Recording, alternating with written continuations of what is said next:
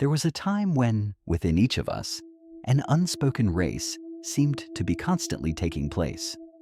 A race to be better than others by a word, a position, a viewpoint of right and wrong. We once believed that as long as we won, as long as we were right, as long as we were not inferior to anyone else, our hearts would finally be at peace. But then, at a very strange moment in life, we suddenly felt tired.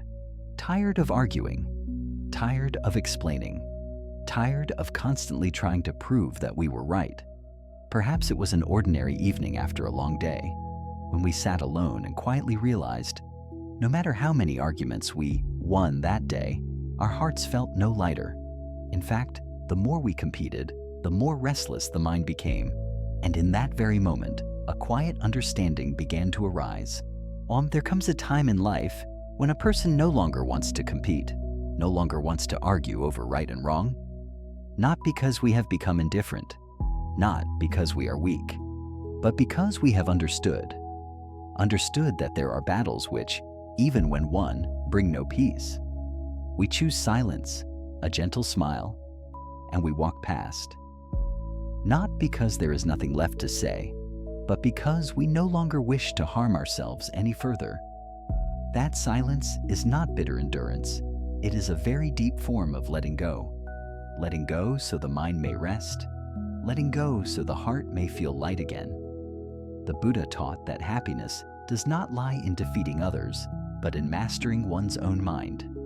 It sounds simple, yet to truly understand this, one often must pass through many collisions in life. Only after being exhausted long enough by meaningless victories do we realize that the one who has caused us the most suffering has never been the person in front of us, but our own restless mind that refuses to stop. Have you ever experienced this? When someone says something that hurts you, and even long after the moment has passed, it keeps replaying in your head. You say nothing out loud, yet inside, you argue 100 times. You think you are protecting yourself, but in truth, you are imprisoning yourself within that negative emotion. As long as the mind is pulled by external conditions, by praise and blame, right and wrong, gain and loss space remains a distant concept.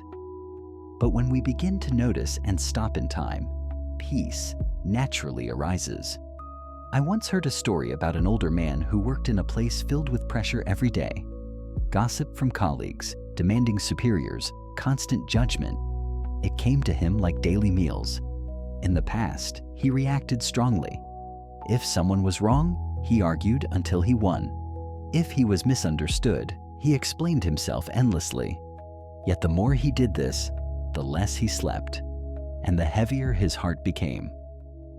One day, as he said, he sat quietly for a long time and asked himself a single question. Why am I arguing?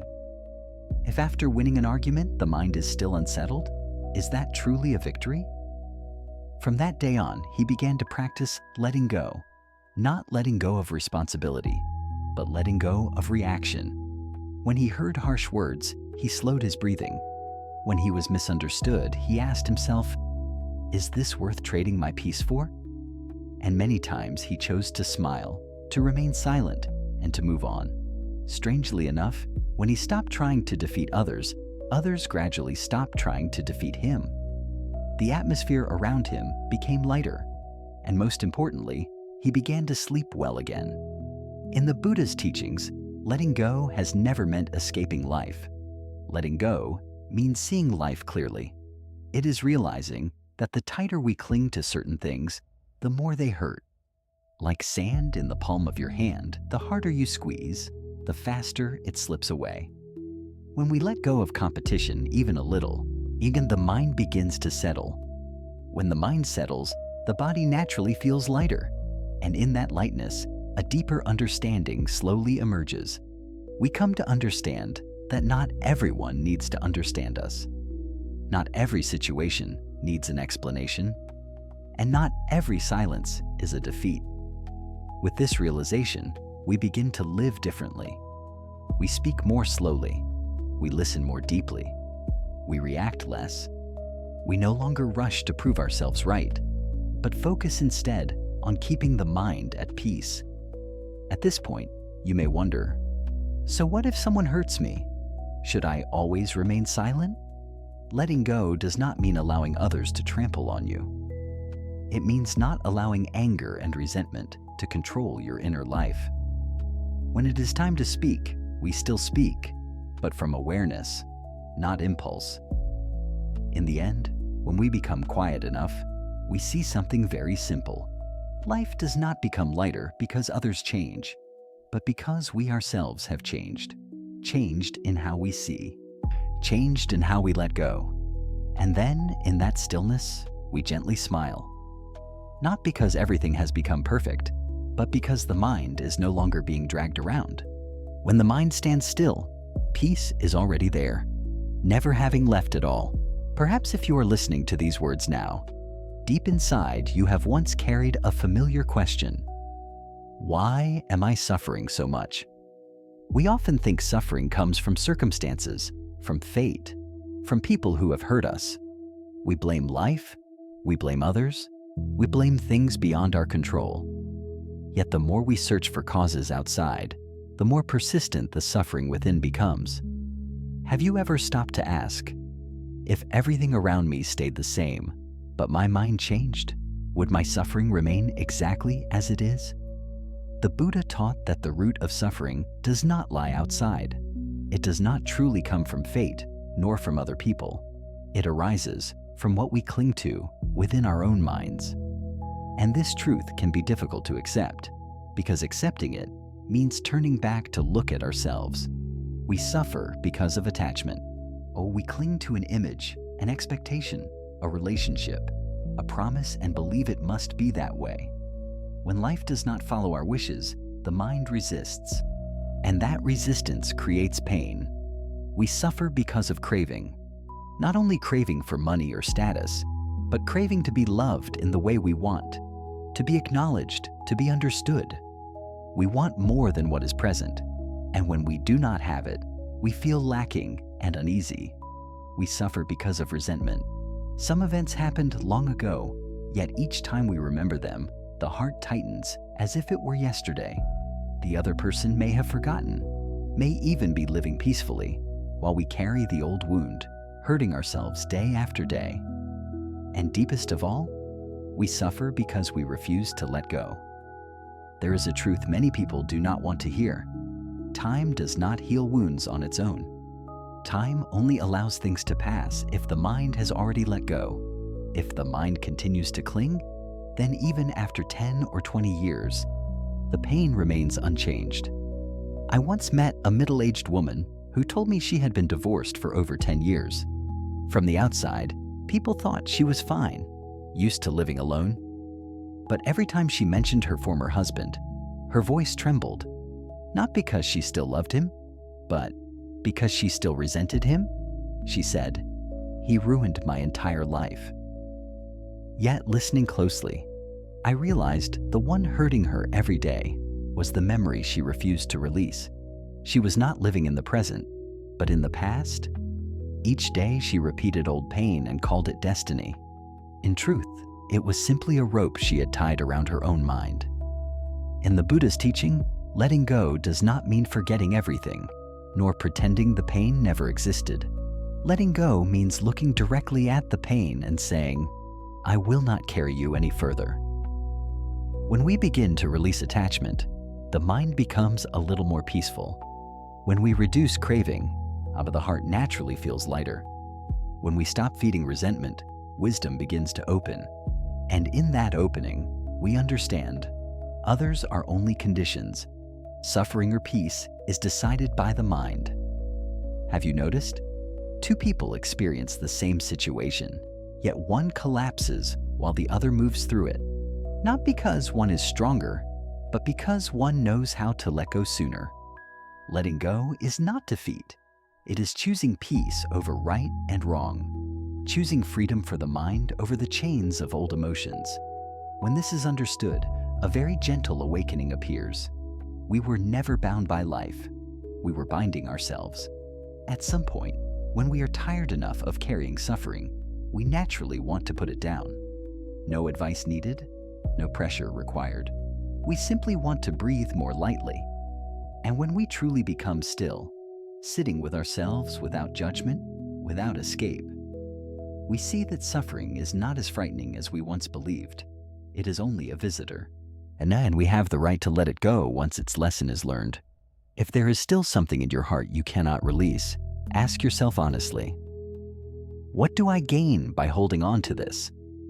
If the answer is only more heaviness, then perhaps it is time to let your mind rest. Let go just a little. No need to rush, just enough so the mind is more peaceful than yesterday. And from that peace, you will feel lighter, clearer, and closer to true tranquility than ever before. There is a phase in life when we're taught that we must strive, endure, and hold on tightly in order to succeed.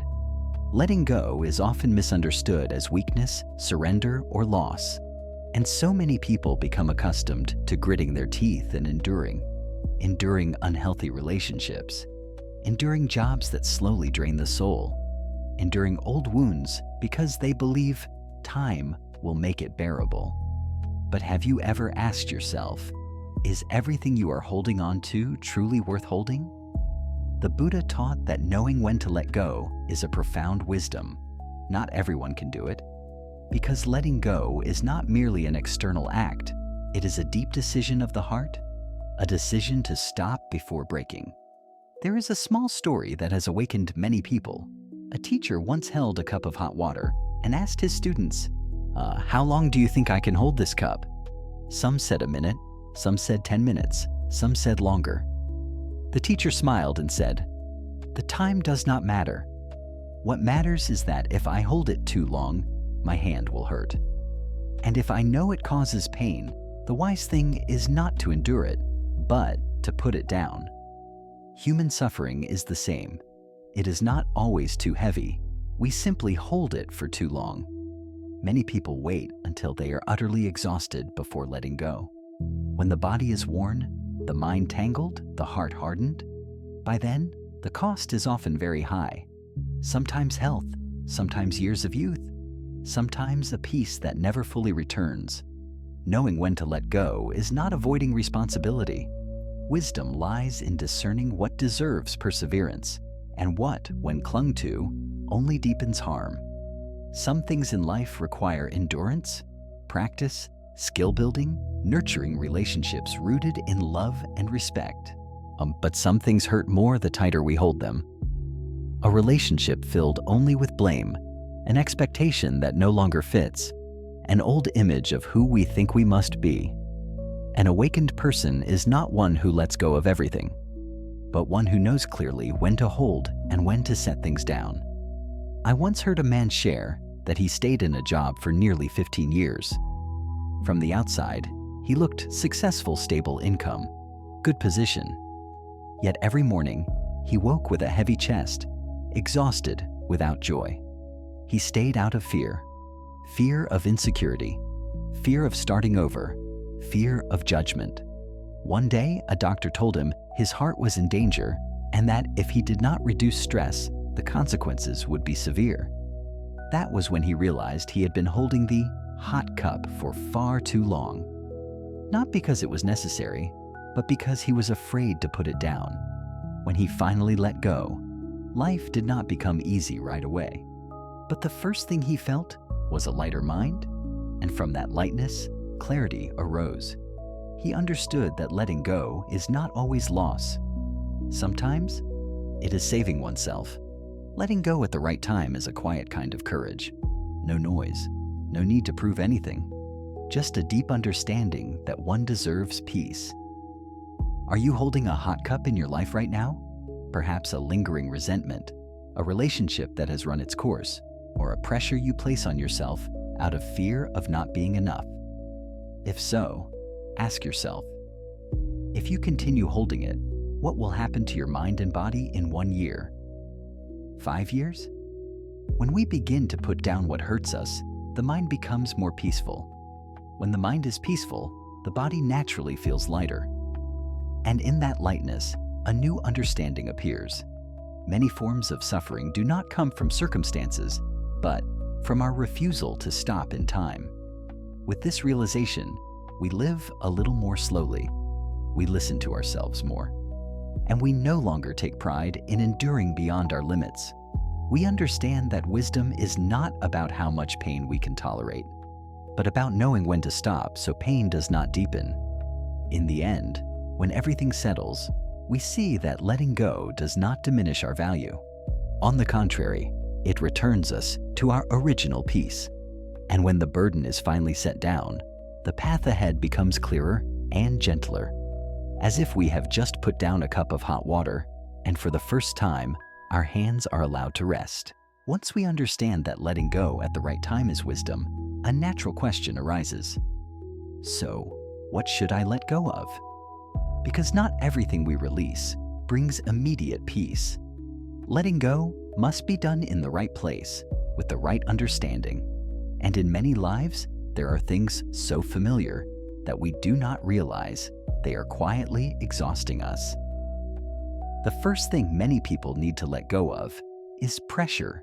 Pressure to be better, pressure to succeed early, pressure to fit a certain image to avoid criticism. We often think we are tired because of workload or responsibility, but sometimes nothing externally changes. We are simply pressing ourselves too hard. Look closely. How often do you compare yourself to others? Blame yourself for not being good enough? Set standards so high that you suffer trying to reach them? Letting go of pressure does not mean giving up. It means giving your best without punishing yourself. When the mind stops straining to prove something, peace naturally arises. The second thing to let go of, often the hardest, is the past.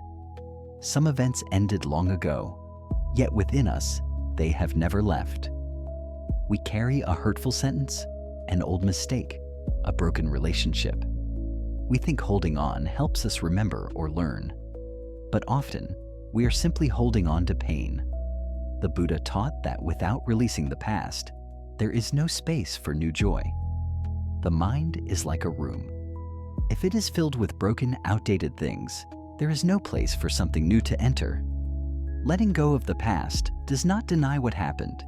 It allows us to move forward without being dragged backward. Next is letting go of negative thoughts. These are subtle, yet deeply destructive. No one harms us more than the thoughts we repeat in our own minds. A careless remark from someone else, replayed all day. A small mistake, punished endlessly within. Negative thoughts are like water dripping onto stone. Quiet, persistent, and over time, deeply damaging.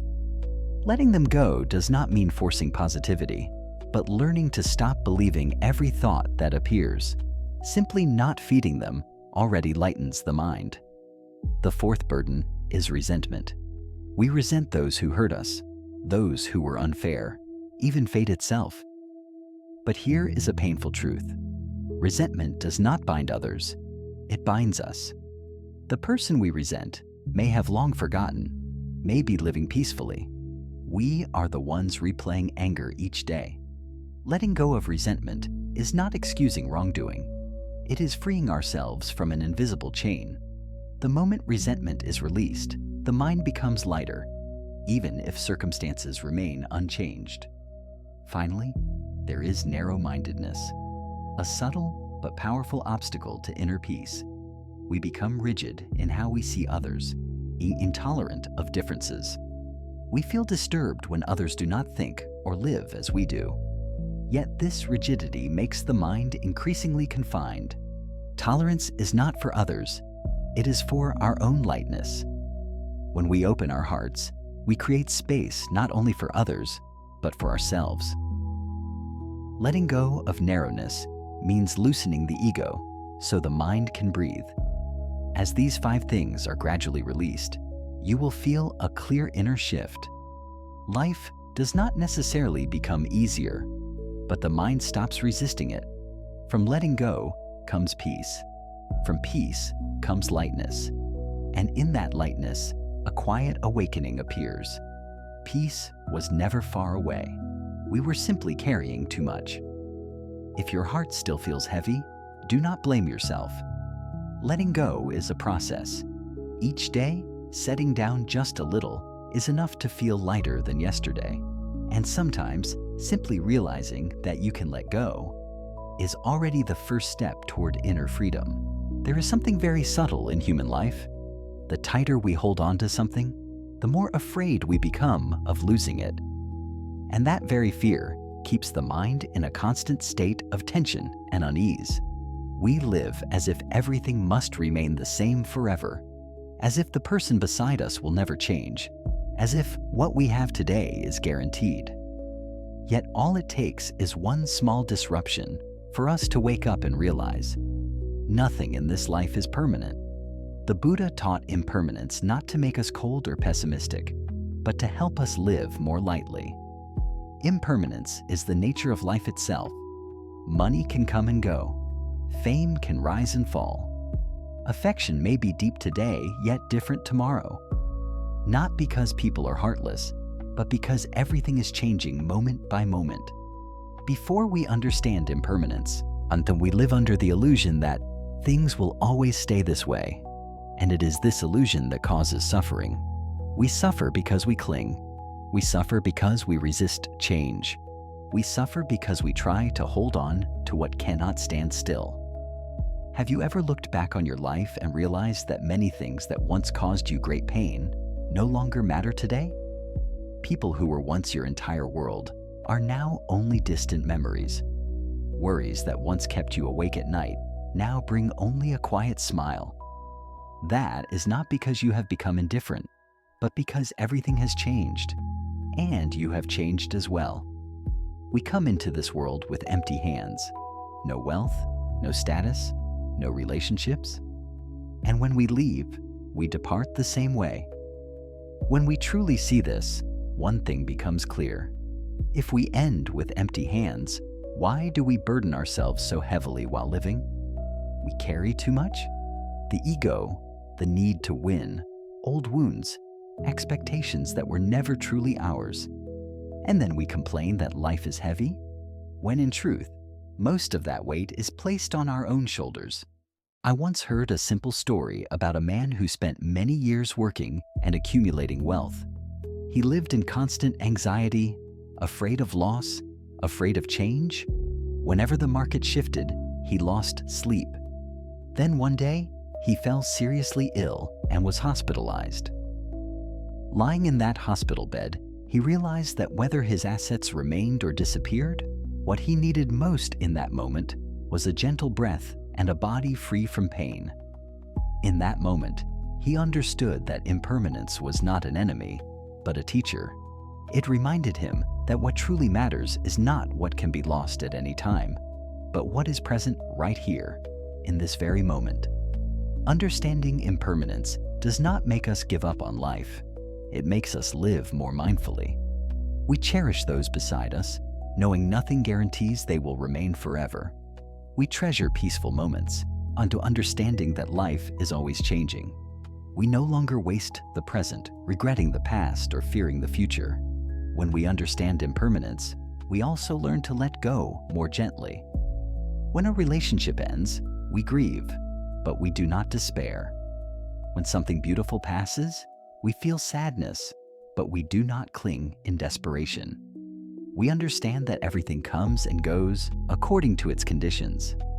And this understanding brings great inner freedom.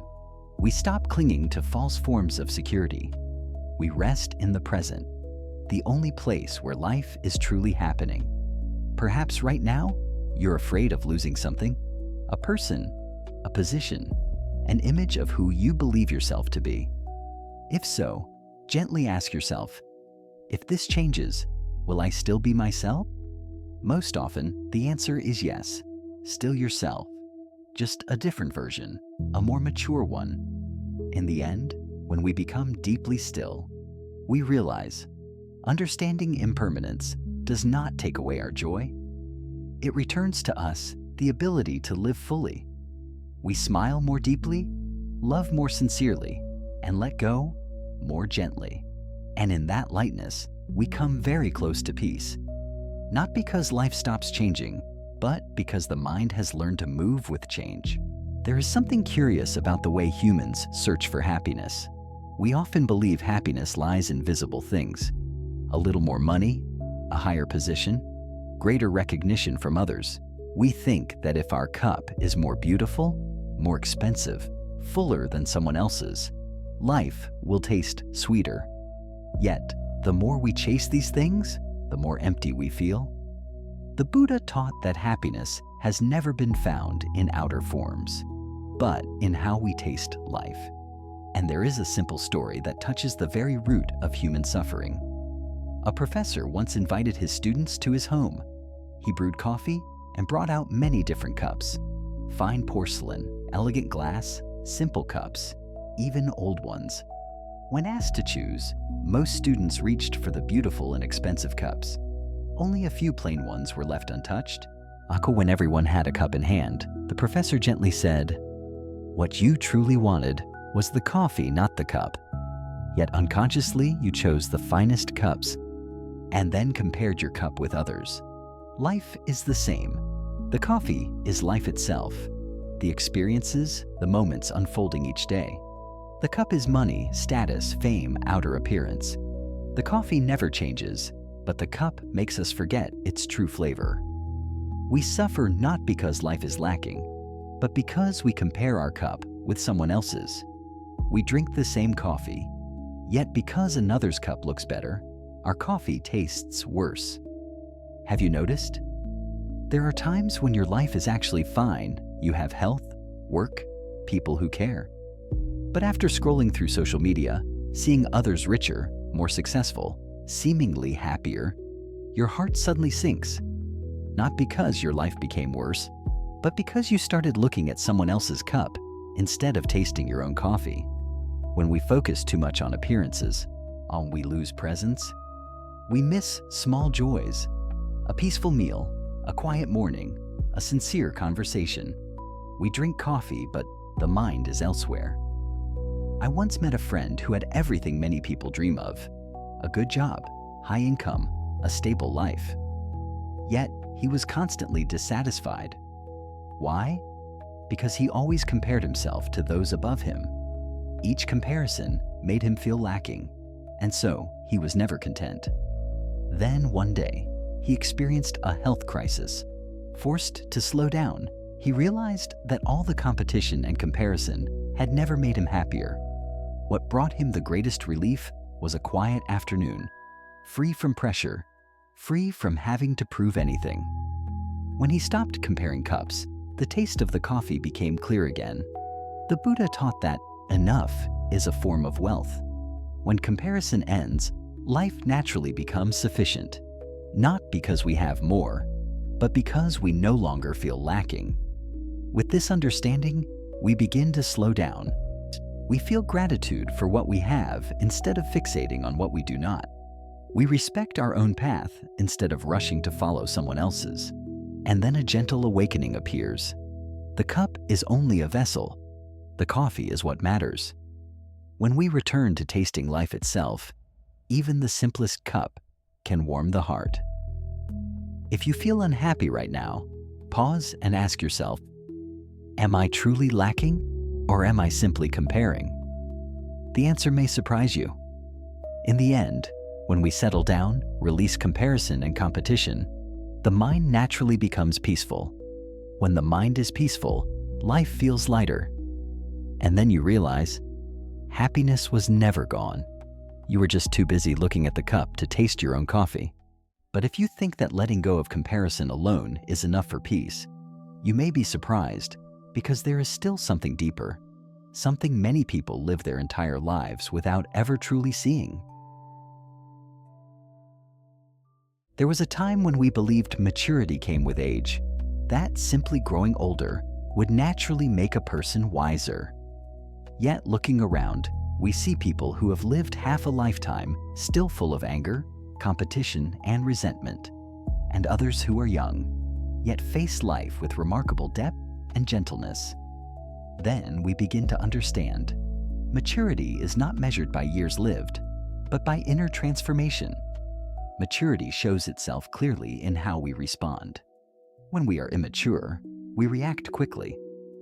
Someone disagrees, we feel irritated. Someone hurts us, we want to strike back immediately. But as we mature, we slow down.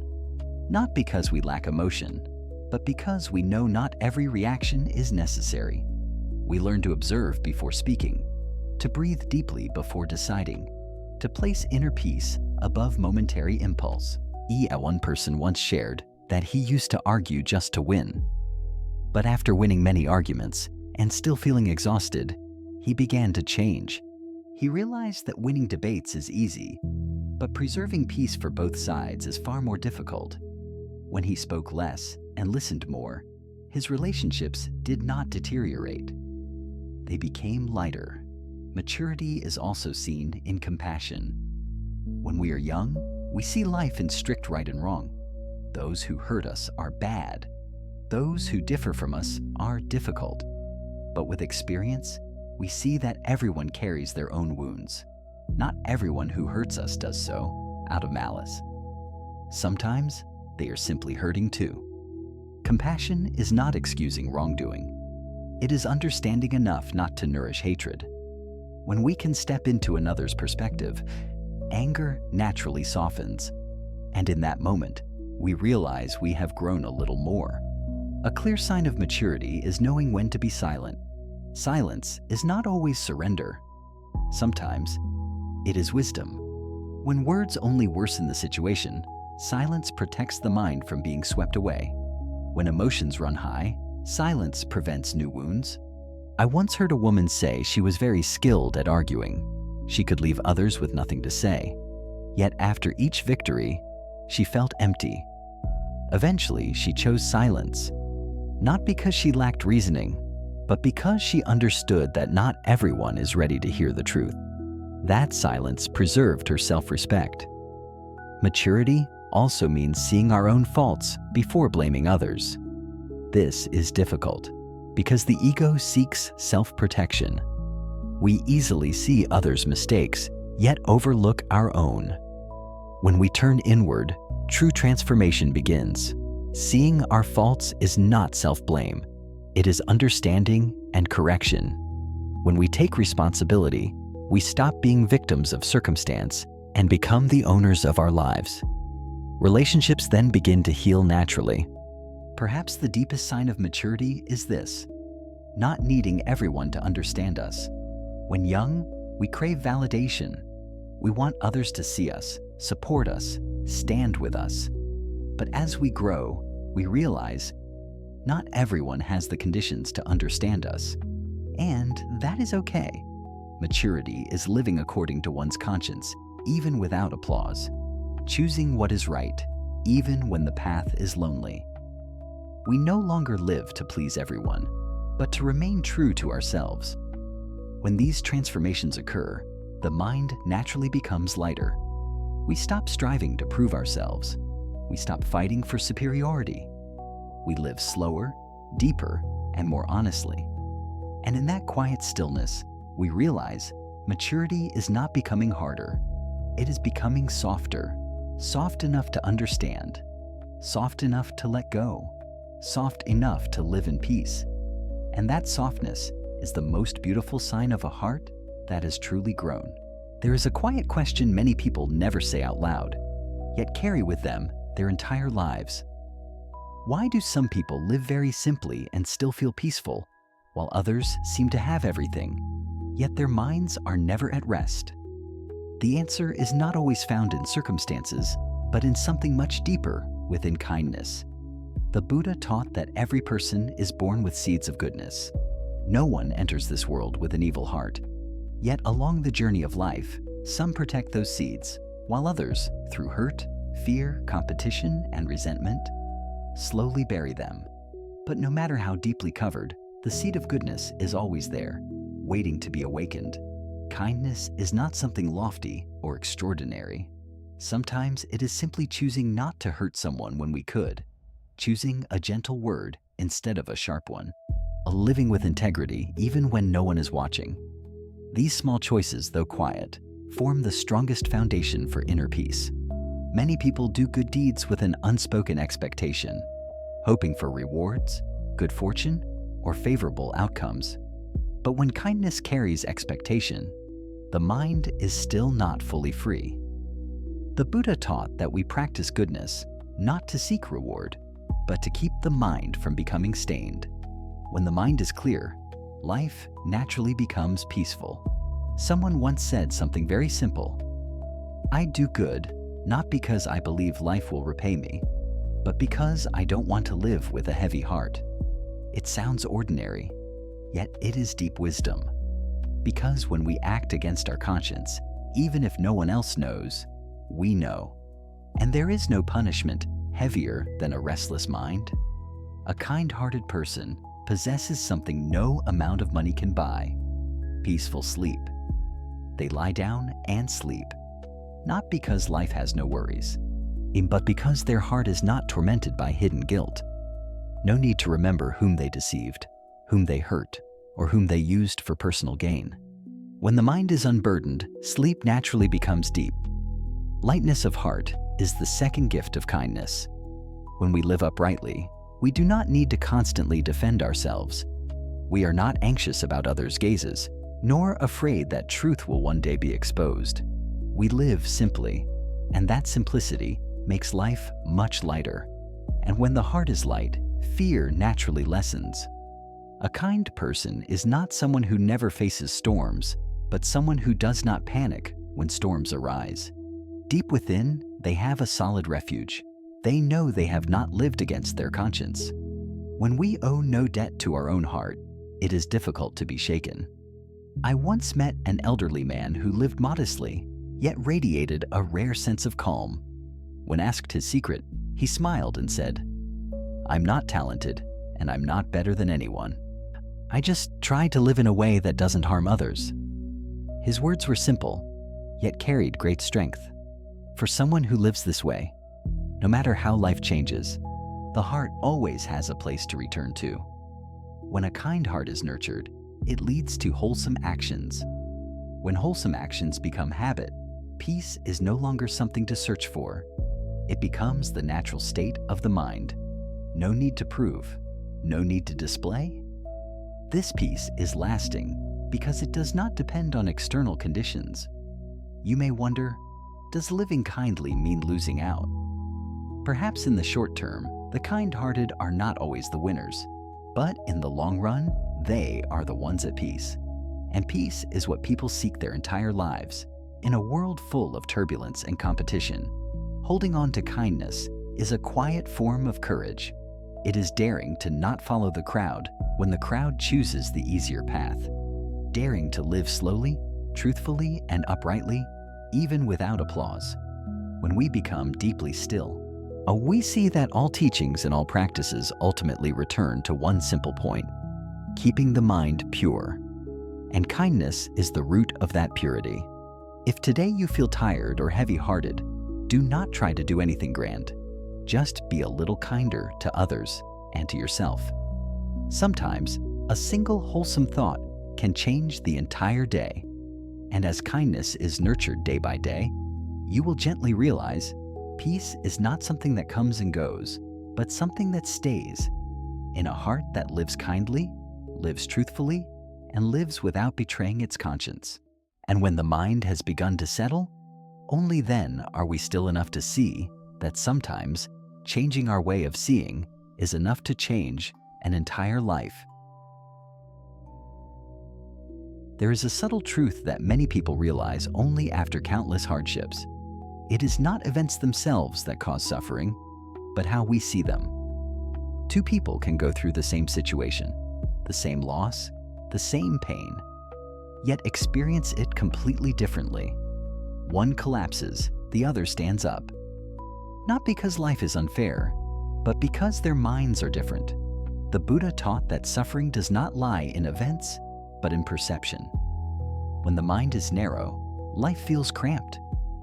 When the mind is wide, life naturally becomes lighter. There is a familiar image in the Buddhist teachings, a handful of salt. If you put it into a small glass of water, the water becomes unbearably salty. But if you put that same handful of salt into a vast lake, the saltiness is barely noticeable. The salt does not change, only the container does. Human suffering is the same. The event is the salt. The mind is the glass or the lake. When the mind is small, everything feels overwhelming. A single word can steal our sleep. A single glance can wound us deeply. But when the mind is wide, those things no longer have the power to break us. Have you noticed that pains which once felt unbearable now seem lighter when you look back? Not because the events changed, but because you did. Your mind has expanded. Your experience has deepened. Your perspective has widened. When we are young, a criticism can make us doubt our entire worth. A failure can feel like the end of life. But with time, we understand that life is not just one moment. One event does not define who we are. And that understanding brings lightness. I once heard a story about a man who lost his job after many years of dedication. At first, he fell into despair, feeling betrayed, rejected, and fearful of the future. But after a period of stillness, he looked at the situation differently. He realized the job no longer matched who he had become. Losing it was, in fact, an opportunity to live more truthfully. The event did not change. Only the viewpoint did. And from that shift, life took a new direction. Changing perspective is not deceiving ourselves into believing everything is good. It is seeing more deeply and more broadly. Recognizing that every crisis carries a lesson and every difficulty hides another door, even if we cannot see it at first. As we practice widening the mind, suffering gradually lessens. Not because life becomes calmer, but because we are no longer swept away by every wave. We stand at a higher place, watching the river of life flow past instead of being dragged by it. Are you holding a handful of salt right now? A sadness, a failure, a hurtful word? If so, ask yourself, is my mind a glass of water or a lake? If it is a glass, perhaps it is time to make it wider by being gentler with yourself and by seeing life within a larger context. A wide mind is not innate. It is cultivated through experience, through letting go, through acceptance. Each time we choose not to react impulsively, each time we refuse to be carried away by emotion, the mind expands a little more. And when the mind becomes wide, we realize something quietly profound. Many things that once caused suffering no longer hold the power we imagined. They still exist, but they no longer control the heart. In the end, when we become deeply still, we understand that changing perspective does not only shift momentary emotions, it can change the entire path of life. When we face life with an open mind, fate itself becomes gentler. Not because life has changed, but because we have grown enough to walk through it with steadiness and ease. There are moments in life when we feel so exhausted that we just want someone to come and save us. From sadness, from dead ends, from a loneliness we cannot even name. We long for a hand, a promise, a miracle from outside ourselves. But after many cycles of hoping and disappointment, we begin to understand a quiet truth. The strongest refuge in life has never been external. The Buddha taught that each person must be an island unto themselves. No one can live for us, understand for us, or carry the suffering in our minds. Others may help or comfort, but no one can enter within and do the work of transformation for us. There is a familiar Buddhist story about Avalokiteshvara and the umbrella. A person caught in heavy rain looked up and prayed for protection. Avalokiteshvara appeared holding an umbrella. The person hurriedly asked to be sheltered, but Avalokiteshvara smiled and said, "I have an umbrella, but you must also hold one for yourself." The meaning is clear. Prayer does not replace mindful action. The Buddha and Bodhisattvas show the path, but whether we walk it depends on us. Many people believe peace will be given to them through a better relationship, an easier job, or more favorable circumstances. We think that once the outer world changes, the heart will finally rest. Yet when circumstances do change, we discover If the mind is not peaceful, we remain restless wherever we are. No one can give us peace except ourselves. Because peace is not something to receive, it is something to return to. It does not lie in others' promises, but in how we meet ourselves each day. I once met a woman who had endured many heartbreaks. She longed for someone to fill the emptiness within. Each time a relationship ended, she fell into despair, believing she could not live alone. Until one day, she grew so tired that she stopped clinging. She began to sit with herself, listening to her sadness without running away. At first, it was painful. But gradually she realized she could hold herself. She did not need someone beside her to feel safe. From that moment on, she became steadier, no longer panicking when others left. Being one's own refuge does not mean isolation or closing the heart. It means knowing that whether someone is present or not, we can stand firmly. When joy comes, we appreciate it. When sorrow comes, we do not collapse. We no longer hand over our happiness to someone else. With this understanding, we begin to take responsibility for our inner life. We care for the mind as we care for the body. We learn when we are tired, when we need to pause. We stop waiting for others to understand us and learn to understand ourselves first. Are you placing your happiness in someone else's hands, waiting for a person, a situation, or a change to finally feel at peace? If so, gently ask yourself, if that never comes, will I fall apart? This question is not meant to frighten you, but to awaken the strength already within you. The Buddha did not teach dependence. He taught awareness. Awareness that all external refuges are impermanent. Only inner stability endures. When we build refuge within, no matter how life changes, we always have a place to return to. And in deep stillness, we realize something very simple. We were never as weak as we thought. We simply forgot that we could stand up on our own. When we remember this, the heart naturally becomes peaceful. Not because life has become easier, but because we have become strong enough to walk through life on our own 2 feet. There's a habit many of us carry throughout our entire lives, yet rarely notice. The habit of always running. Running after work, running after expectations, running after the eyes of others, running after a future version of who we think we must become. We grow so accustomed to moving fast that we forget what it feels like to stand still. And when exhaustion finally arrives, we do not understand why we suffer, even though nothing disastrous has happened.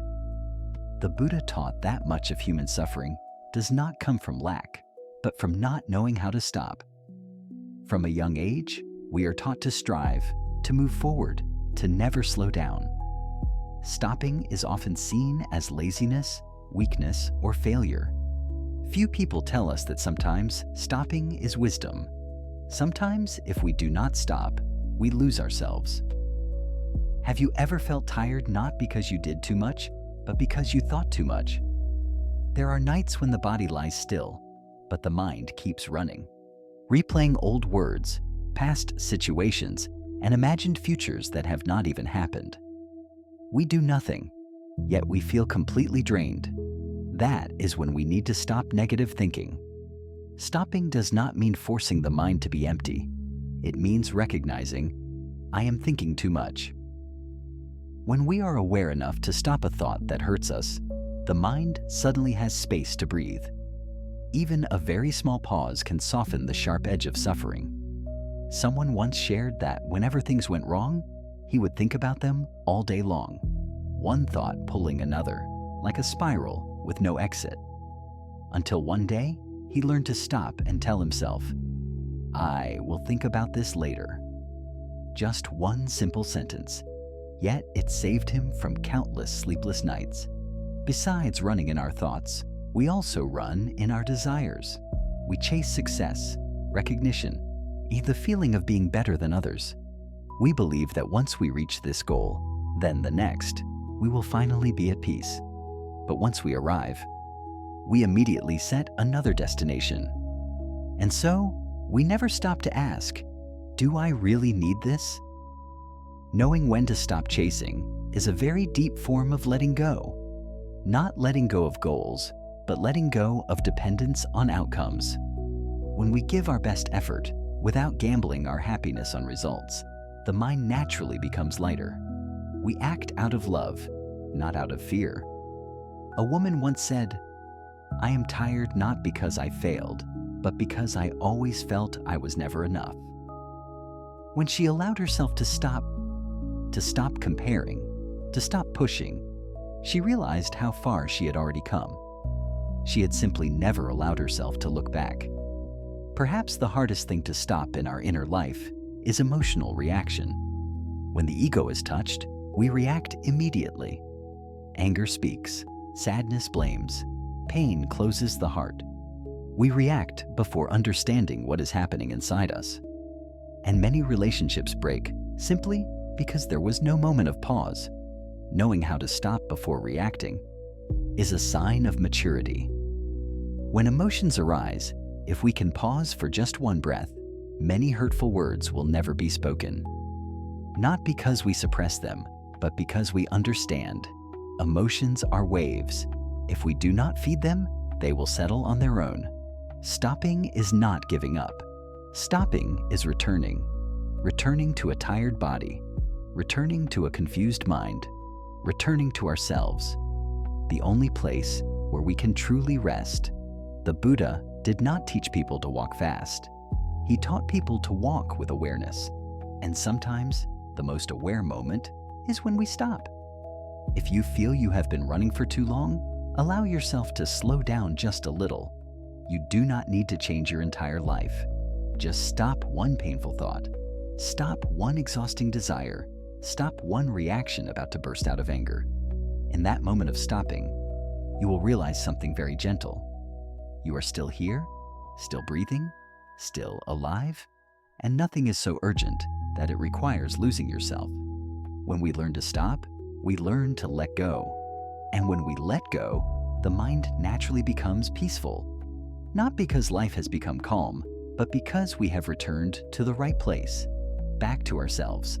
There is a quiet but painful truth. Many of us are merely existing, not truly living. We wake up, work, eat, talk, sleep. Everything repeats like a habit. The body is present, but the mind is elsewhere, in a past that is gone or a future that has not arrived.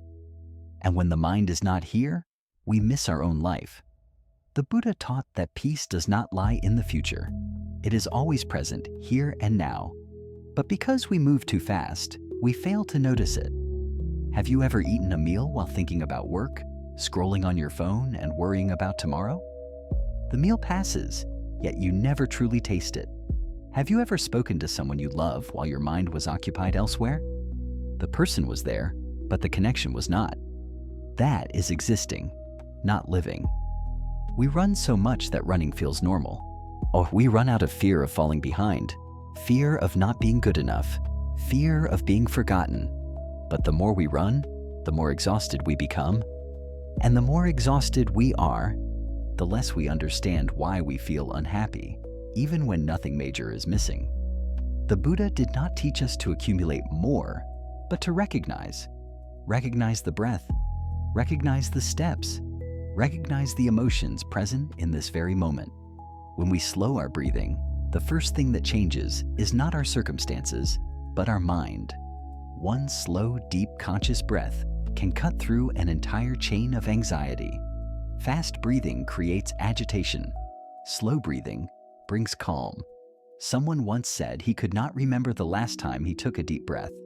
He lived in constant tension, always feeling short on time. Until one day, a doctor told him he needed to learn how to breathe. Just that. But when he began breathing slowly, he realized that all along, he had been living without truly inhaling life. When we breathe slowly, we begin to think slowly. We stop reacting instantly. We create a small distance to see more clearly what is happening inside. In that space, many worries naturally shrink. Not because they disappear, but because they no longer drag us along. Living slowly does not mean living lazily. It means living with presence. doing one thing at a time with full awareness. When we walk, we know we are walking. When we eat, we know we are eating. When we are sad, we know we are sad without blaming ourselves or running away. As we live more slowly, the heart becomes lighter. Much of our heaviness does not come from life being too hard, but from the mind living in the future, where nothing has happened yet, but we are already worried. When we return to the present, many fears lose their reason to exist. A woman once shared that she always thought, "When things become more stable, then I will be happy." But when stability came, she set another condition, and happiness was always ahead, never in the present. Only when she became exhausted and stopped did she realize how many peaceful moments she had missed by always waiting for one day. When we slow down, joy becomes clearer. Not grand joy, but small ones. A quiet morning, a warm cup of tea, sunlight through a window. These things were always there. We simply could not see them because we were moving too fast. And in this slowing down, we understand something profound. Peace is not a destination. Peace is the way we walk. It does not lie in the future, where we imagine we will be better, more complete, more successful. It lies right here, in this moment, when we are truly present. If you feel you have been running for too long, allow yourself to slow down a little. You do not need to change your whole life. Just pause to take one deep breath. Look around. Feel your body. In that moment, you will realize you are alive. And this life, when lived fully, is already enough to bring peace. After everything we have walked through together, you may realize a simple truth. Life was never meant to be a race, yet many of us live as if someone were pushing us from behind, forcing us to run faster, achieve more, prove more. We run until we forget why we started and forget what it feels like to live with ease. The Buddha taught that life is not about defeating others, but about experiencing oneself. Joy and sorrow, gain and loss, love and pain. No experience is wrong. Only the way we carry it determines whether the heart feels heavy or light. There was a time we believed happiness waited at the destination, that once we achieved this or that, we would finally be at peace. But when we arrived, restlessness remained. Not because we were lacking, but because we carried too much that was unnecessary. And when exhaustion finally comes, we begin to understand. What matters is not how much we gain, but how much we can let go. Let go of an outdated expectation, and the heart becomes lighter. Let go of old resentment, and the mind becomes calmer. Let go of unconscious comparison, and life becomes wider. Letting go does not diminish our value. On the contrary, it returns us to our true worth. On the path of peace taught by the Buddha, nothing is overly complicated. We do not need to be perfect. We only need to live a little more aware each day, see life a little more openly, treat ourselves a little more gently. When we know how to let go at the right time, we stop hurting ourselves with things that have already expired in our lives. When we learn to see more lightly, small matters no longer steal our sleep. When the heart softens, we no longer brace ourselves against life as before. And in that lightness, we learn how to live peacefully amid impermanence. Impermanence is no longer frightening. It becomes a gentle reminder. Cherish while you can, love while there is time, and let go when the time has come. Because nothing lasts forever, not even suffering. You do not need to change your entire life after one video. Peace does not arise from grand resolutions. It comes from small choices, repeated each day. Choosing not to react in haste, choosing not to hold what weighs us down, choosing to return to the breath, to the present moment, to ourselves. If today you still feel tired or confused, do not blame yourself. You are not wrong. You are simply learning how to live. And learning to live is a long journey, but a beautiful one when we know how to slow down and lighten our load. In the end, if there is one thing truly worth carrying, It is not success or fame, but a heart that knows how to let go, how to be at peace, how to be light, how to understand, and how to awaken. When the heart is peaceful, no matter how life changes, you can continue walking with a gentle smile. Not because life is easier, but because you are light enough to walk through it.